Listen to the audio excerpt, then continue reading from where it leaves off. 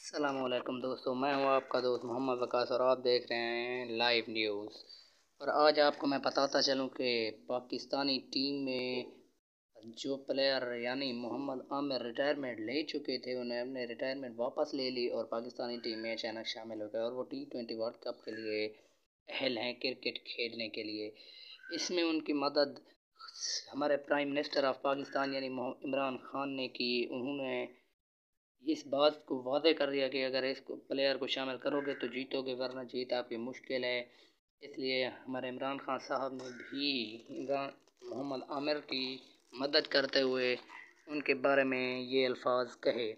جی، اس کے ساتھ ساتھ میں آپ کو بتاتا چلوں کہ محمد عامر جو کہ پاکستانی فاسٹ بولر ہیں T20 ورلڈ کپ میں شامل ہیں اور وہ یہ ورلڈ کپ کھیلیں گے۔ ہمارے یوٹیوب چینل کو سبسکرائب اور بیل آئیکن دبانا نہ بھولیے گا۔ شکریہ۔